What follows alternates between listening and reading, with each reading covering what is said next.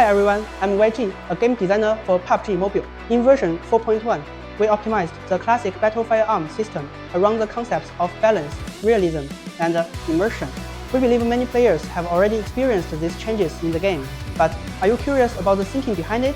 Let's find out at the shooting range.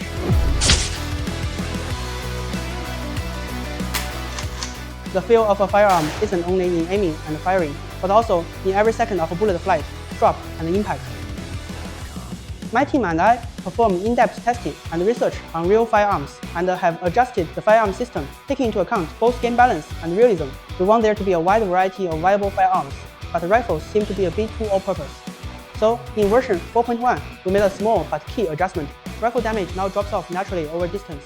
Rifles have returned to their original purpose of being strong at medium range with great stability, while other weapon combinations and team arrangements are now possible. For players who prefer fighting at long range, we've improved the feel of the SKS, SLR, and the Mark 14 designated marksman rifles to be more stable.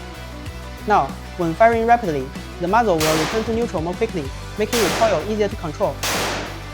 Combined with their good growth, we hope this will give designated marksman rifles a place in your backpack. At the same time, we also re-evaluated shotguns at close range. Prior to this, the high fault tolerance and high lethal range of shotguns led to a lack of strategic play in close combat. So, we lowered their damage, and they now require a better judgment of distance and more precise control to use effectively, rather than simply emptying the magazine to win battles. In short, shotguns are still strong, but require a bit more precision than before. In real-world scenarios, bullets gradually lose kinetic energy during flight due to air resistance. In version 4.1, we have also made realistic adjustments to bullets based on this. Now, after firing a shot, the bullet will gradually decelerate as it flies. This means that when you aim at distant enemies, you need to more accurately predict the timing of your target's movement and when the bullet will hit. This is a comprehensive test of timing, distance, and judgment. It may be a little uncomfortable at first, but once you master it, you will feel a greater sense of accomplishment from shooting and hitting.